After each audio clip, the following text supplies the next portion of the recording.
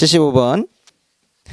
우리 진짜 많이 하는 거예요. 근데 어떤 친구가 진짜 왔어요. 저를 찾아왔어요. 노량진으로. 이 수업 듣는 친구가.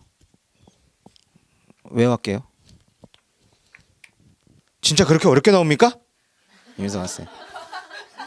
그래서 아니, 근데 아니야. 근데 이게 실제 시험의 수준이에요.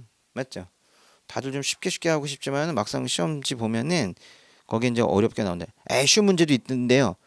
그건 다 똑같이 쓴다니까. 그건 다 똑같이 써서 그거 가지고는 당락이 결정이 안 돼요. 딱 요 정도 수준의 것들이 이제 거기 당락 결정짓기 때문에 지금 이제 저랑 같이 하는 거에 의미가 뭐가 있어요? 이거 지금 하는 거죠. 그렇죠? 그러니까 좀 어려워도 좀 하셔야 돼.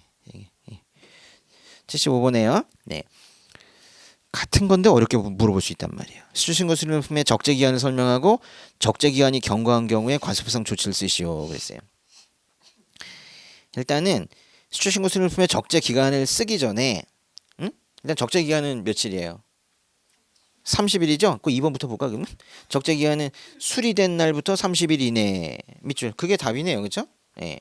적재 기간은 수리된 날부터 30일 이내. 근데 참 재밌게도 연장이 길어요. 그죠? 그래서 보시면 1년의 범위에서 연장 승인을 받은 건 그러지 않냐다. 그래서 1년 범위 연장 승인이죠. 수리된 날부터 30일 이내 1년 범위 연장 승인. 그렇잖아요? 여러분 이런 숫자 안 틀릴 자신 있으세요? 네? 네. 숫자 틀리면 답이 없다 그랬어요? 진짜 제 모의고사 채점할 때 너무 답답해요. 점수 주고 싶어도 줄 수가 없어요. 숫자 틀렸는데 뭘 어떻게 주겠어요? 그 문장 전체를 점수를 줄 수가 없어요. 그러니까 숫자는 꼭 외워야 돼요. 그럼 모르면 뭐 일정, 뭐 적당한 시기 이렇게 쓰면 되느냐? 똑같아요. 그것도 못 쓰는 거예요. 똑같은 거예요. 그게 문제 핵심이 아닐 때에는 그렇게 써도 되는데 그렇게 하고 그냥 넘어가면 되고 상관없어요. 문제 핵심이 아닐 때에는 뭐 법에서 정한 때에 뭐 이렇게 해도 상관이 없다고. 그런데 이건 문제 핵심이잖아요. 근데 생각이 안 난다고 이걸 갖다가 30일 이내를 갖다가 뭐 적정한 시기 이내에 이렇게 쓰면 점수가 나오냐? 안 나온다고 이거는. 그러니까 숫자는 아주 중요해요. 잘 외우셔야 돼요. 30일, 1년. 어떤 경우에는 그 숫자가 좀 많이 나오는 문제들의 경우에는 제가 종종 그렇게 해드리는데 오히려 숫자를 기둥 삼아가지고 숫자 순서를 외우시게 되면 더 그 쓰기가 더 좋아요. 네. 숫자가 나오는 건 숫자를 오히려 활용을 해버리세요. 그거 못 쓰면 어떡하지 이렇게 생각하지 마시고 숫자의 순서를 외우시면 돼 오히려. 그런데 이제 1번에 의에 보시니까 도대체 의를 뭘 쓴 거예요? 적재해야 된대. 근데 이제 적재하는 의무로 이걸 둔 이유가 무엇이냐는 거예요. 지금 이 문제 자체가 수리된 물품 적재를 하라고 한 것에 대해서 쓰라고 했으니까 그걸 왜 그런 규정을 두었는지 제도의 취지를 쓴 건데요. 거기 밑줄 친 것만 읽어보세요. 위장 수출을 방지. 이게 뭔 뜻이에요? 지금 우리가 여기서 얘기하고 있는 건 두 개의 관계예요. 바로 수리와 적재의 관계잖아요. 그렇죠? 수리까지만 받고 적재를 안 해버려. 수리까지만 받으면 그거 서류 가지고 환급 받을 수 있거든요. 그러니까 수리까지만 하고 실제로는 아무것도 안 실어버려. 이런 거예요. 그래서 적재를까지 확실히 하라는 이 얘기죠. 지금 여기에서. 그죠?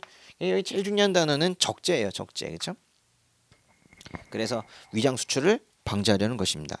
서류로만 수출하고 실제로는 수출하지 않는 것을 방지하기 위해서 적재 의무를 두었다. 세 번째. 그런데 적재 기간이 경과했대요. 30일이 지났대. 그럼 어떻게 하느냐? 보시면은 제가 이제 두 개로 써놨어요. 보시면 수신고 수리는 뭐 돼요? 수리 취소 동그라미 이게 하나의 답이고요. 별표. 또 하나는 과태료입니다. 적재 기간을 위반한 자에겐 200만 원 이하의 과태료예요. 그러니까 이런 문제에서 수리 취소 하나를 쓰라고 냈겠느냐. 이제 이런 의문을 가져봐야 되는 거예요. 그래서 이걸 하셔야 되는데 잘 보세요. 적재 기간이 지났어요? 그럼 수리는 취소돼요. 이것도 조치인데 수리 취소를 안 하는 경우가 있는데 안 하는 것도 조치 중에 하나예요. 그래서 사실은 여기 따로 구분하진 않았지만은 동그라미 1번은요 수리 취소 얘기예요. 이게 재밌는 것이 법에는요 수리를 취소할 수 있다 이랬어.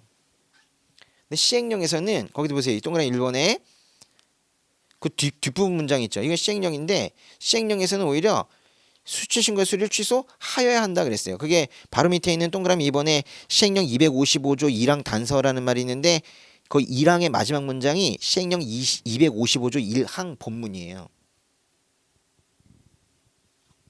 에이 펴봐봐. 이거 법의 251조. 아, 난 이런 거 불편해요. 문장 뒷부분이 할 수 있다랑 하여야 한다가 법이랑 영이 이게 따로따로 나와 있는 게 상당히 불편해요, 저는. 여러분도 불편하죠? 아, 불편해야 돼요. 이게 아주 마음이 편하고 기쁘고 그러면 안 돼. 예.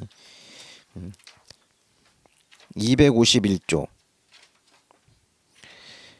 1항에 보니까 아니 2항에 보니까 수신과 수리를 취소할 수 있다 그랬죠. 근데 그 옆에 나오는 시행령 255조는 어떻게 돼 있어요? 취소하여야 한다 그랬죠? 보세요. 할 수 있다라는 게 훨씬 더 큰 개념이니까 법률에 그렇게 할 수 있어요. 근데 시행령에서는 그러나 할 수 있기도 해도 되고 할 수 있기도 하고 할 수 있게 하다 그럼 더 큰 범위에서 하여야 한다 이렇게 조정할 수 있어요. 시행령에서 거꾸로는 안 됩니다. 그런데 이 태도를 제가 왜 말씀을 드리느냐? 할 수 있다 그러면 해도 되고 안 해도 되고 세관장이 마음대로 해도 되니까 그 다음에 쓸 말이 없어요. 그런데 해야 한다 이러면 다만 어떠한 경우엔 안 한다라는 말이 나올 수가 있는 거예요. 그래서 시행령에는 그래서 수리 취소를 하지 않는 경우들이 나오는 거예요. 그래서 동그라미 2번 그 프린트해 보시면은 A, B, C, D 있죠. 이게 안 하는 경우예요. 왜 수리 취소 안 해요? A에 보니까 신고 취하의 승인 신청이 정당한 사유가 있다고 인정되는 경우 말은 길지만 취하예요. 취하 동그라미. 그러면 신고 다음에 수리입니다. 신고가 취하되면 수리도 같이 없어지기 때문에 수리 취소할 필요가 없다는 뜻이에요. 두 번째, 적재기한 연장 승인의 신청이 정당한 사유가 있다고 인정되는 경우 말은 길지만 연장입니다. 연장했으면 아직 더 기간이 남았으니까 수리 취소하면 안 되죠. 세 번째, 수신고의 수리를 취소하기 전에 적재를 확인했대요.